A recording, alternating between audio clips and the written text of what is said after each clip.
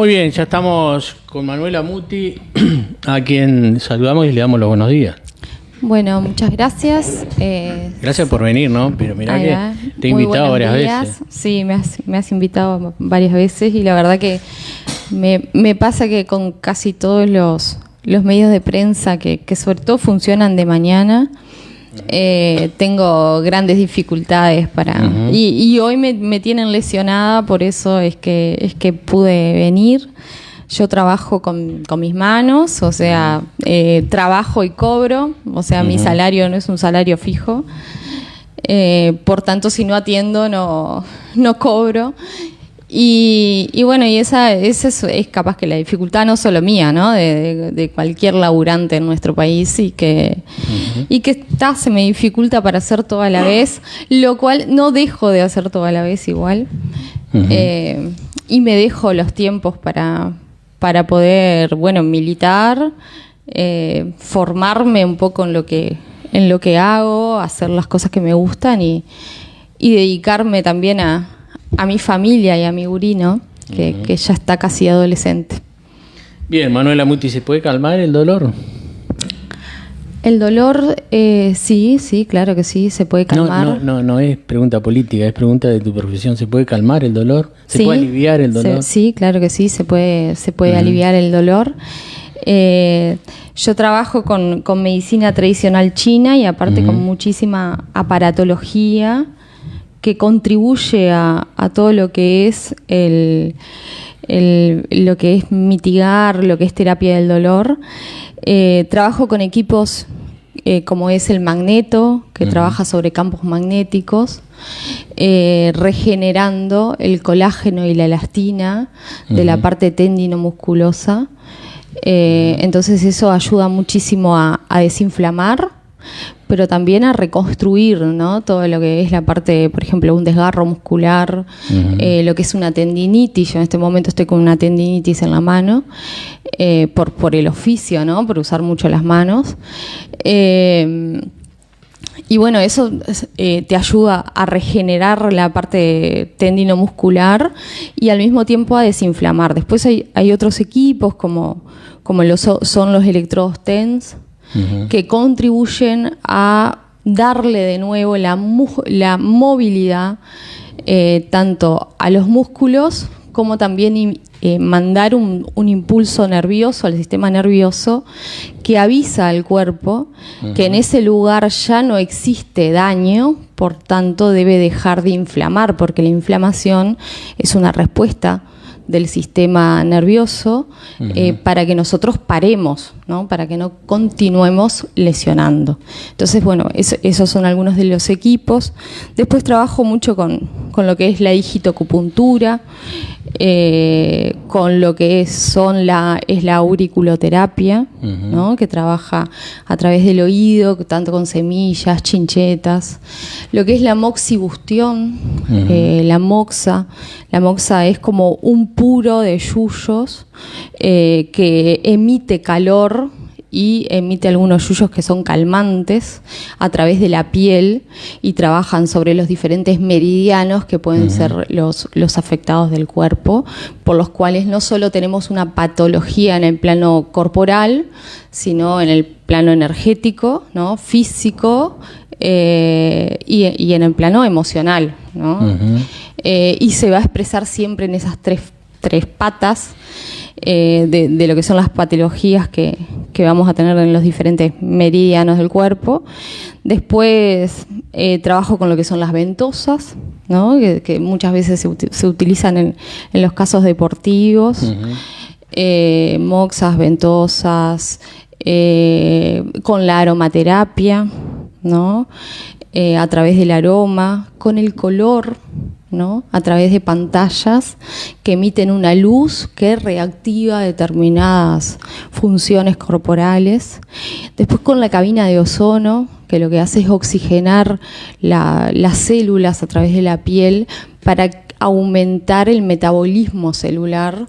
Entonces eso acelera todos los procesos de inflamación, los procesos de contractura, porque tanto los TENS como el ozono trabajan mucho sobre la parte de las contracturas musculares, aflojando los TENS por un lado, moviendo las fascias de los músculos hasta eliminar esa contractura sin necesidad de un masaje, ¿no? Porque el masaje a veces, bueno, es muy placentero, pero quedamos como que nos hubieran matado a palo, ¿no? Entonces, bueno, hay como muchas formas en el proceso ese de acuerdo a cuál sea la patología del paciente y técnicas con las que vamos trabajando y vamos abordando, ¿no? En lo que es el consultorio. Las edades son distintas. Yo tengo experiencia de gente que llega a una determinada edad, empiezan los cartílagos, las rodillas y todo.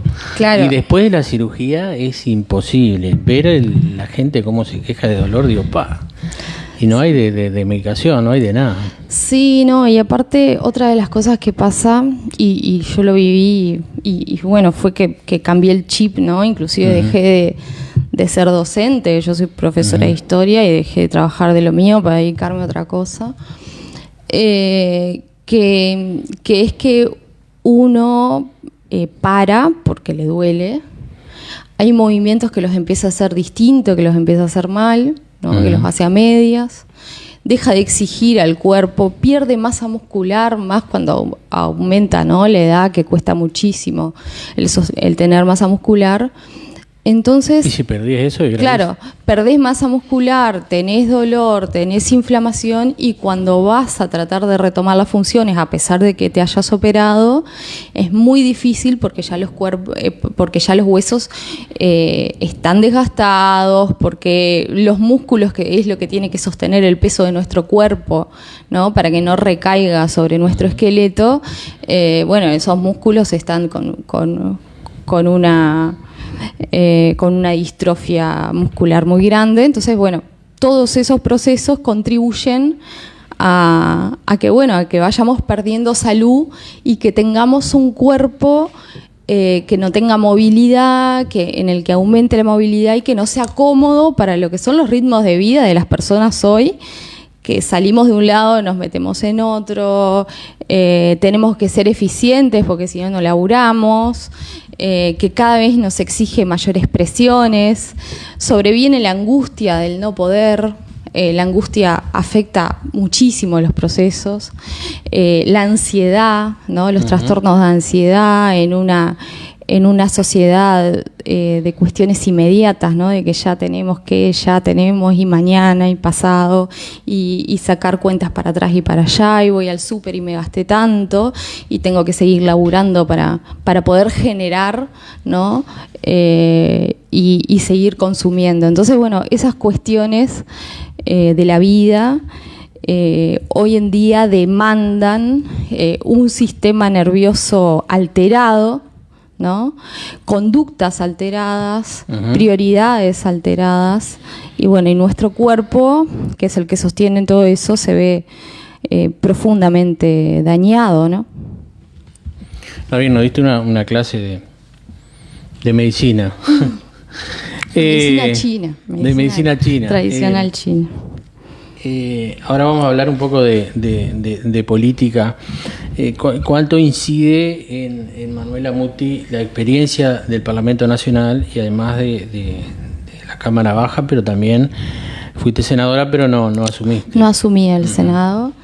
No asumí el Senado justamente por esto, ¿no? Venía de una dinámica tanto emocional, física, familiar inclusive, pero sobre todo también física, de que llega un momento que el cuerpo te obliga a parar, ¿no? Si no lo paraste porque fuiste consciente de lo que te pasaba, o el cuerpo te frena. Y bueno, eso me pasó a mí, me llevó como a encarar las cuestiones tanto de la política como de los compromisos desde otra perspectiva. Y bueno, la Cámara de Diputados para mí incidió un montón como militante, porque fue frustrante por momentos, pero también fue de grandes aprendizajes de cómo sobrellevar los problemas, ¿no? de cómo no colapsar. Después de verme colapsar una y otra vez, bueno, ahí fue un aprendizaje de decir cómo sobrevivo a esto.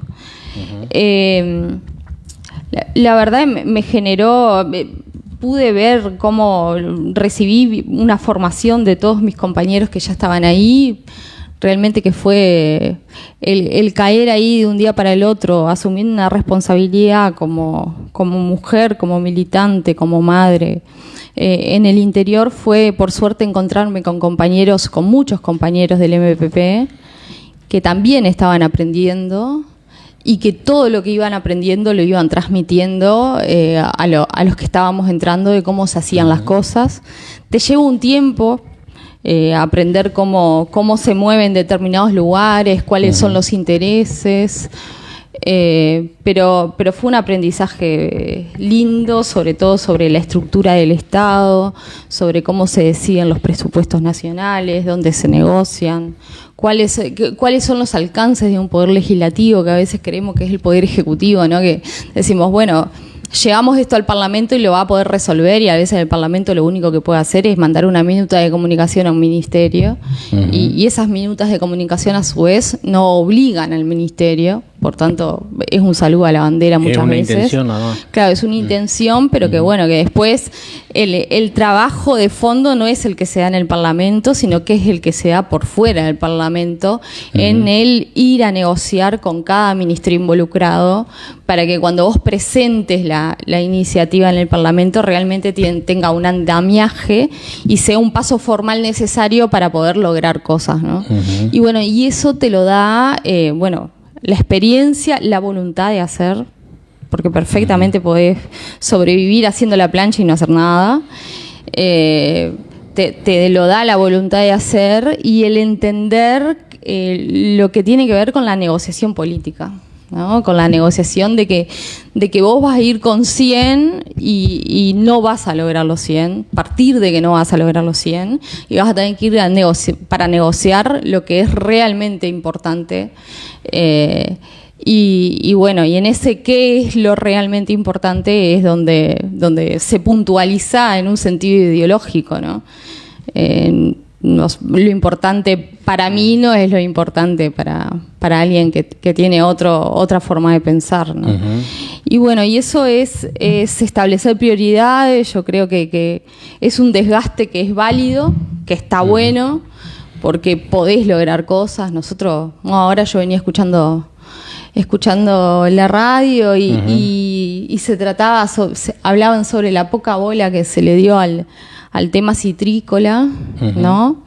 Que hubo ya una minuta de comunicación y venía pensando, ¿no? El paso siguiente no es la minuta de comunicación, el paso siguiente es salir a golpear la puerta al Ministerio de Ganadería, al Ministerio de Economía y Finanzas, al Ministerio de Trabajo, porque por más que el Ministerio de Trabajo te diga una cosa, si no están los recursos del Ministerio de Economía, eso no tiene una resolución inmediata, y después tenés que tener un movimiento rápido dentro del Ministerio de Trabajo. Entonces todas esas cosas son cuestiones que se tienen que ir atando por fuera con reuniones, ¿no? Donde los vas negociando, donde vas sumando partes que hagan peso, porque en última instancia lo que resuelve en un problema es la correlación de fuerzas. Y para tener correlación de fuerza, eso se tiene que planificar, ¿no? No podés ir regalado a un lugar, decir que querés esto, porque para que las cosas salgan hay que tener correlación de fuerzas y más atrás, y la política se mueve de esa forma. Todo se mueve de esa forma. Está bien. En cuanto a correlación de fuerza, Manuela Muti es la edil más fuerte de la Junta Departamental.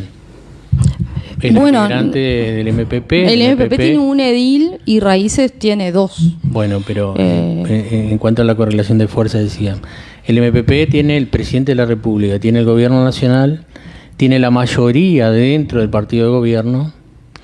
Es una responsabilidad. El MPP tiene, claro, el MPP sí tiene un peso nacional muy importante, que tiene incidencia sin duda en el territorio. Después, en nuestro departamento van a jugar diferentes cosas, ¿no? Cada departamento, los 19 departamentos tienen sus propias complejidades, ¿no? Donde el pertenecer o no pertenecer, bueno, te sumará una fichita más en esa correlación de fuerza, pero es bastante más compleja la realidad departamental de cada lugar. No es algo que queda atado a lo nacional, ¿no? Después vos venís al territorio y hay cosas que son un poquito bastante más difíciles, y que si venís con la lógica de Montevideo te llevas tremendo chasco, porque inclusive los cuestionamientos, me acuerdo cuando nosotros denunciábamos la paliza aquella que le habían dado al peón de estancia, a nivel nacional estaban horrorizados, ¿no? Pero a nivel local ustedes lo vivieron, o sea, había gente que hasta salía a defender la paliza, ¿no?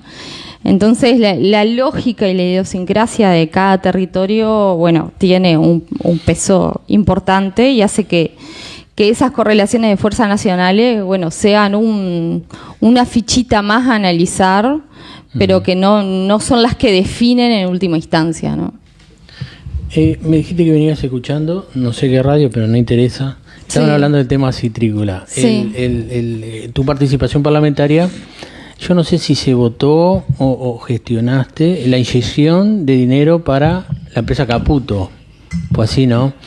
Y la pregunta se me ocurre ahora en el momento. Bueno, la Caputo no existe más, hay otra empresa norteamericana y demás.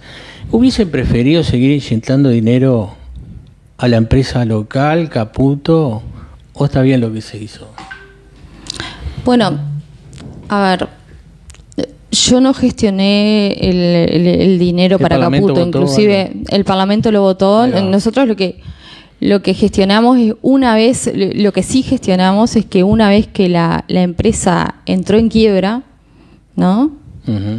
El Estado intervenga los recursos que le daba para salvarla. Entonces ahí se generó una especie de control donde se ponía una persona del Estado y quedaba bajo una supervisión para asegurar que los acreedores cobren. Dentro de esos acreedores estaban los trabajadores. Para mí era una empresa que no había que salvarla, porque a pesar de los recursos... la inyección de plata. Porque sí, para que paguen los acreedores, pero ya estaba en quiebra, ¿no? O sea, ya estaba el proceso de quiebra y se estaba buscando la venta, ¿no? Estaba, o sea, esas son decisiones de los privados, ¿no? O sea, en lo que es el derecho ese, más que nosotros generar una gestión de que se intervenga la empresa por los intereses de los acreedores y tratar de que los trabajadores sean parte de esos acreedores de forma colectiva y puedan pelear en el que se les entre algo, o generar una negociación colectiva donde la empresa nueva los pueda absorber. Eso era lo que para nosotros podíamos hacer como Estado, ¿no? Al no poder intervenir de forma directa. Yo lo que sí presenté en ese momento, que fue un proyecto de ley que... ¿Pero votaste o no la Sí, yo voté porque los trabajadores tenían que... Pero no cobraron al final. Bueno, sí, cobraron algunos acreedores, lo que terminaron negociando es el reintegro a la empresa que lo compraba, ¿no? Y muchos en ese momento terminó la legislatura, aparte fueron los últimos meses. Entonces el seguimiento ahí no lo hizo ni siquiera el gobierno del Frente, ¿no? Ya era algo que ese proceso lo vivió el gobierno del Partido Nacional. Sí.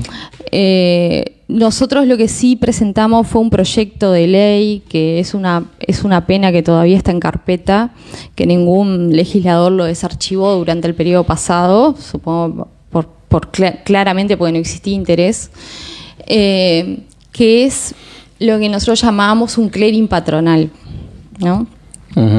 Cualquier trabajador, si no paga, va al clearing, ¿no? Entonces nosotros lo que planteábamos era que las empresas, luego de determinada cantidad de faltas, ¿no? De 5 faltas presentábamos, de 5 faltas en el Ministerio de Trabajo que no fueran levantadas, o sea, que no fueran subsanadas, en un año o en un proceso, o sea, cuando se cumplían las 5 faltas no levantadas, se generaba una especie de clearing donde ya no tenían acceso a los créditos blandos del Banco República, a los fondos de inversiones, ¿tá? y a los subsidios por las exportaciones. Entonces, una de las cosas que planteamos es, bueno, hoy en día, cuando existen muchas faltas sin levantar en el Ministerio de Trabajo, lo que hacen las empresas es pagar una multa. La mayoría de las veces esa multa para una empresa que maneja mucha guita es mucho más barato pagar la multa que efectivamente cumplir con los deberes que tiene como empleador, ¿no? Entonces, una de las cosas que nosotros estábamos planteando era que existe una especie de clearing patronal donde, ya que el Estado no puede involucrarse en lo que tiene que ver con cómo una empresa gestiona sus bienes privados, sí que se involucre de cómo gestiona o cuándo accede a aquellos bienes que pertenecen al Estado. Entonces, lo que decíamos era, bueno, si tú no sos buen empleador y no cumples con el Ministerio de Trabajo, pierdes los beneficios que te brinda el Estado en cuanto a los fondos de desarrollo y de inversión. Eso es algo que lo tratamos de llevar, lo estuvimos tratando de negociar, no sé, los 5 años. No los 5 años porque tuvimos el proceso de elaboración de la ley. La presentamos en la Comisión de Legislación del Trabajo. Y bueno, y fue algo que nos empezó. El ministerio en ese momento, Murro, lo llevó a negociarlo con la Cámara de Empresarios, ¿no? Él perdió en su negociación, nosotros continuamos con la negociación política, y bueno, y la verdad que perdimos el gobierno y no se pudo cumplir con el proceso ese de la ley, y después pasó a ser un proyecto de ley archivado. Y después tuvimos otro proyecto parecido que tiene que ver con la cultura, que es sobre los artistas emergentes, los artistas locales, pensando en los artistas departamentales nuestros, y el tema de los artistas, de las artistas mujeres, donde planteábamos algunos incentivos a la participación, sobre todo de los artistas locales y emergentes, en lo que tiene que ver con los festivales que se declaran de interés nacional. Pero bueno, ese fue un proyecto que fue retomado por la senadora Sandra Lasso en el periodo pasado, de la cual era suplente. Y bueno, ese proyecto es un proyecto que se sigue trabajando y en parte fue subsanado. Algunos aspectos de esa ley fueron retomados. Bien, le decimos a la gente que estamos hablando con la edil Manuela Muti, de la Junta Departamental de Salto, pertenece al Frente Amplio del MPP. Y quiero hablar un tema local ahora. Todo tiene que ver con todo, pero el local del departamento, pero también viejo, pues no estaba en la legislatura anterior, pero conoces el tema porque del grupo Raíces o del movimiento Raíces sale una junta de firmas contra el decreto aprobado por la Junta Departamental anterior en cuanto a la recalificación de unas 390 hectáreas de tierras. Entonces se ha generado un debate alrededor de este tema y de los barrios privados y residenciales y demás, pero estando en el Parlamento y hablando de la correlación de fuerza y a lo que yo digo, Manuela Muti es integrante del partido más grande que está gobernando el Uruguay hoy. ¿Tendrá andamiento esa recolección de firmas, esa presentación ante diputados que lo tienen que analizar y después, si quieren, pasa al plenario? Bueno, nosotros estamos justamente en ese proceso como de negociación con nuestros compañeros. He sabido que si bien somos todos del MPP, no todos siempre pensamos igual. Nuestros compañeros legisladores están bastante de acuerdo con nosotros. Sabemos también que Yamandu Orsi, en el caso de la intendencia de Canelones, es algo que no le puso trabas. O sea, hoy en Canelones existen barrios privados como lo existen en Maldonado. Pero es un proceso que nosotros en Salto, al menos quienes integramos el MPP de Salto y también quienes integran Raíces, estamos absolutamente en contra, no solo por argumentos ideológicos, ¿no? Sino también por los ya conocidos argumentos que tienen que ver con la salud de la gente, con cómo es, de dónde va a tomar el agua, ¿no? O sea, sobre la contaminación, ¿no? Sobre el ocupar algunos espacios en que las personas que están en conocimiento, porque son arquitectos, la academia, porque han estudiado esos temas, te dicen que no son los lugares más adecuados para tener que contaminar, porque esa contaminación puede afectar a todos los salteños, ¿no? Y después muchos compañeros que se vinculan al tema de ordenamiento territorial y también integrantes de la academia nos plantean la cantidad de tierras que ya existen para la parte de la construcción y la generación de ciudades, como las termas y un montón de espacios que todavía tienen espacios libres como para uno empezar a seguir urbanizando nuestra ciudad y obligando también a llevar servicios a esos lugares cuando tenemos muchos asentamientos que hoy están peleando por su regularización, por el avance de las posibilidades de tener agua, ¿no? A través de cañerías, de tener saneamiento, de tener posibilidades educativas para sus familias, o sea, de tener CAIF, de tener atención de salud, de tener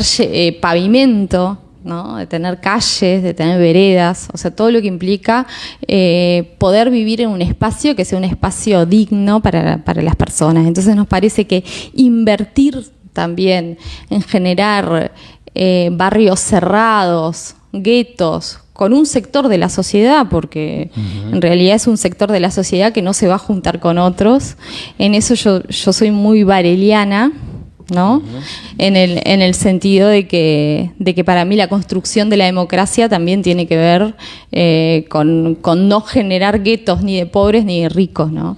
Y tener una ciudad integrada, con espacios integrados, con vinculación, nos hace una mejor sociedad en términos de valores ideológicos y culturales. Es lo mismo, ¿no?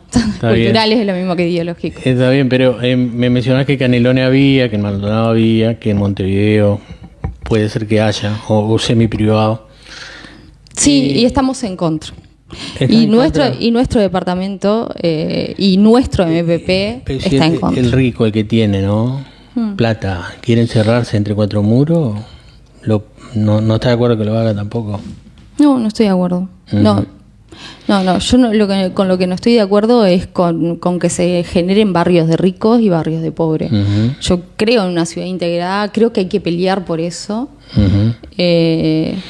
Inclusive me parece que es necesario, ¿no? Por ejemplo, cuando se hacen los realojos, no sé, la vez pasada, inclusive en nuestro gobierno, ¿no? Que salió las viviendas para la gente de La Naranja, las viviendas para los inundados. Yo realmente creo que tenemos que generar espacios integrados de calidad, donde los vecinos puedan vincularse desde otro lugar. Entonces no estoy de acuerdo con eso. Creo que hay que ir un paso más allá en lo que tiene que ver con la integración social. Porque bueno, hay algo que es muy claro, ¿no? ¿Cómo vos vas a poder comprender y tener empatía hacia el otro si vos desde que salís al almacén hasta que salís de tu casa, cortás el pasto y cosas, nunca lo ves? Nunca ves lo que padece el otro. Vamos a tener como en Montevideo y Canelones, que tenemos gurises que no conocen su ciudad, que no saben lo que es una playa, porque hay espacios a los que nunca pudieron llegar porque no son accesibles, y no es porque no sean accesibles, porque no sean espacios abiertos, sino porque la guetización que hay a nivel social no les permite salir de ahí. Yo viví en Casabó, ¿no? Fui docente en el Cerro, Fui profesora en La Teja, fui profesora en Colón.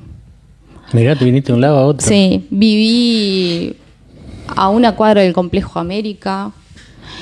Y muchos de mis alumnos nunca habían salido o del Cerro o de Colón, no conocían la playa. Entonces se crean micromundos de aislamiento en determinados lugares. Bueno, los taxis no entran a determinados espacios. Yo tenía que, cuando vivía en Casabó, agarraba y les decía, ¿dónde vivís? En el Cerro. Y después de ahí del Cerro le decía, bueno, mira, ahora te explico cómo llegar. Andé una cuadra para allá, 10 para allá, 4 para acá, y cosas, y me terminaban dejando en Casabó. Y a veces te dabas cuenta que el tipo estaba cagado hasta las patas a la hora de llevarme a mi casa. Manuela, pero es un tema de seguridad, ¿no? Claro, es que tiene que ver con todo, ¿no? Porque a veces, el otro día yo voy cerca de casa a tomar una cerveza ahí, estamos conversando y me hablaba de la inseguridad. Yo digo, pero yo me voy ahora a las 3 de la mañana de acá y paso por 2 barrios caminando y no pasa nada. La realidad de Montevideo es distinta a la que tenemos acá. Pero justamente la realidad de Montevideo es mucho más guetizada también de la que vivimos acá. Nosotros tenemos hoy una sociedad bastante más integrada. A mí me pasó, yo me crié en una chacra y iba a la escuela 5, ¿no? Porque mi abuela vivía acá cerca, en el Palomar, ¿no?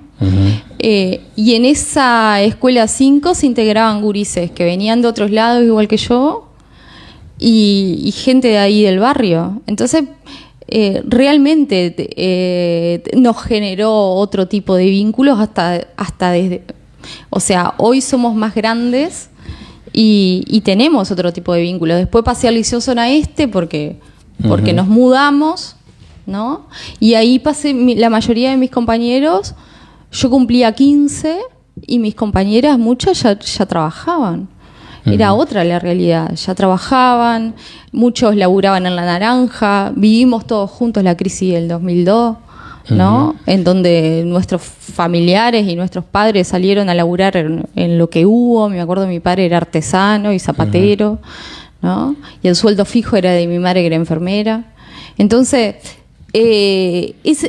esa realidad, el haber compartido con ellos la adolescencia, tuvo un antes y un después. No es lo mismo haber visto que yo abría la heladera en mi casa y tenía todo para comer, que saber que iba a la casa de otra compañera de clase y que esa compañera de clase salía del liceo y se iba a trabajar, ¿no? Está bien. Entonces creo que es necesario para tener una calidad democrática y para tener mayores valores también de integración, el poder, el tener una sociedad integrada que se vinculen unos con otros. Me parece, estoy en contra de los guetos y tanto de guetos de los más humildes como también de los que tienen más. Está bien, Manuel, tengo 3 minutitos y tengo 2 preguntas, pero te voy a hacer las 2 preguntas y lo respondés si querés una u otra. Una de las preguntas es respecto al caso de los 291 contratos de los municipales que dejaron sin efecto. Y la otra, no la que voy a desarrollar por el tiempo, y la otra sobre el escándalo ético, como la advertencia o denuncia, o como quieras llamarle, de la JUTEP sobre nepotismo en la Intendencia de Salto. Bueno, yo sobre el tema de los trabajadores dejé mi postura el otro día en la Junta Departamental en mi intervención.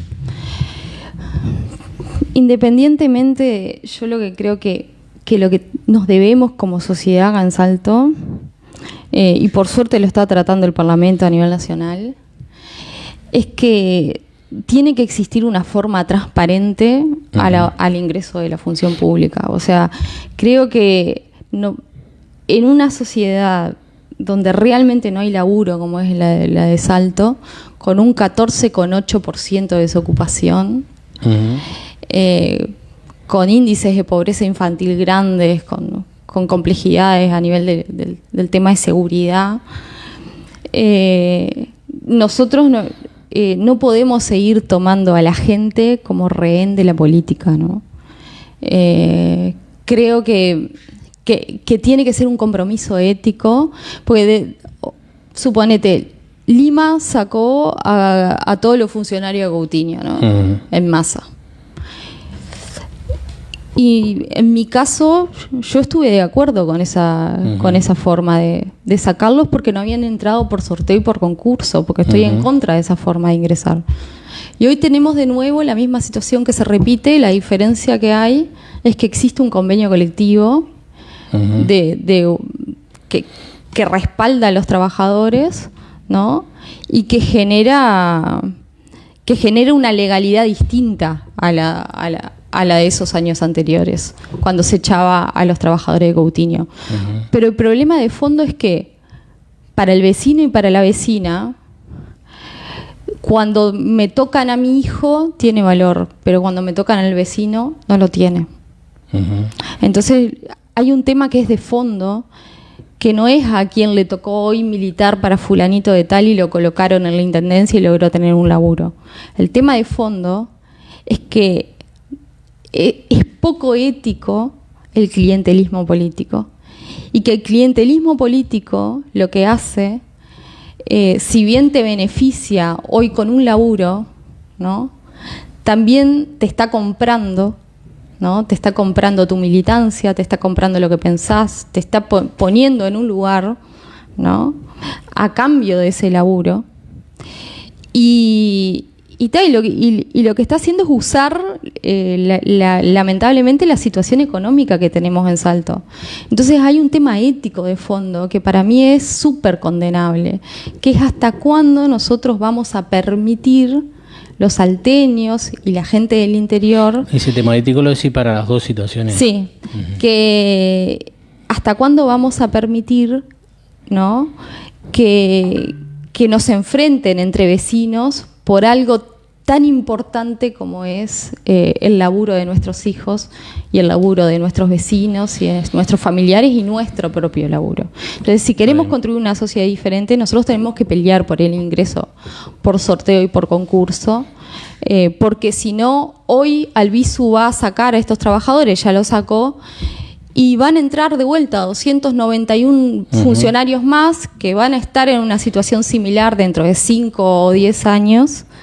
Y de nuevo vamos a tener este problema sobre la mesa que va a angustiar un montón de familias, que va a dejar un montón de cuestiones jodidas, ¿no? Y que nos va a enfrentar entre nosotros, tanto en las redes sociales como la vecina de la esquina, que hace 5 años le sacaron al hijo de ella. Entonces, me parece que tenemos que tomar el tema en serio, que no es un tema de fanatismos, que no es un tema de revanchismos, si nosotros le hincamos el diente, ¿no?, y realmente pensamos que esa forma de hacer política beneficia a que alguien se atornille en un sillón,